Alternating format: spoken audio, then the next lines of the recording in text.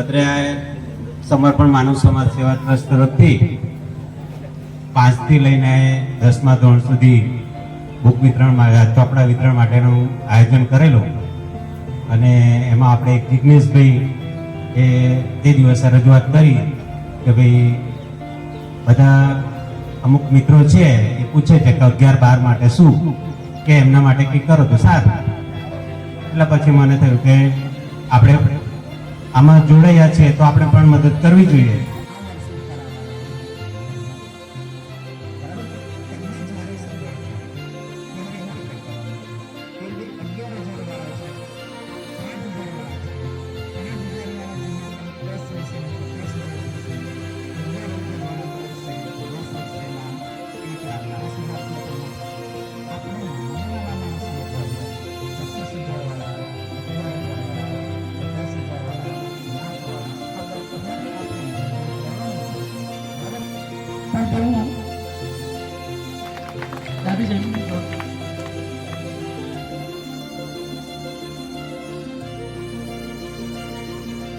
Prince Kantibhai Solanki धोरण 7,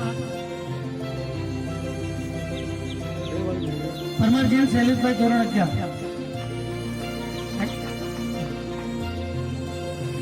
हर्ष कमलेशभाई परमार धोरण 11.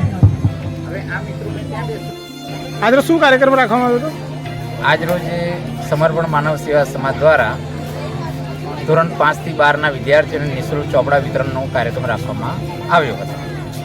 કાર્યક્રમનો સંપૂર્ણ સહકાર મળ્યો છે અને ખૂબ સફળતાપૂર્વક પાર પડ્યો છે. કેટલા બાળકોને નોટબુક વિતરણ કરવામાં આવ્યું આજે મેં 75 બાળકોને નિઃશુલ્ક ચોપડા વિતરણ કર્યા છે. અચ્છા, શું નામ આપનું? મારું નામ રાજેન્દ્ર મકવાણા. આજરોજ શું કાર્યક્રમ રાખવામાં આવ્યો હતો?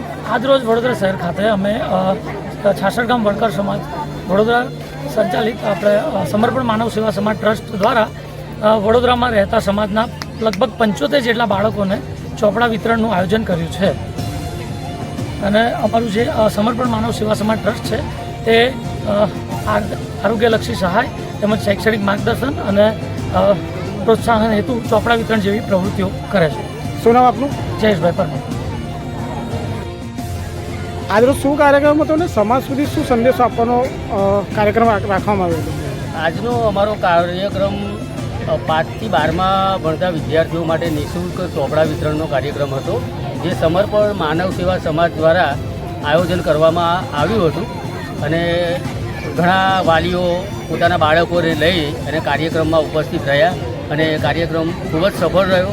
બાળકોને નિઃશુલ્ક ચોપડા વિતરણનું એ છે કે બાળકો ભણે અને ભણતર એ સમાજનું વિકાસનું મુખ્ય અંગ છે એવું અમારા સમાજના ટ્રસ્ટનું માનવું છે.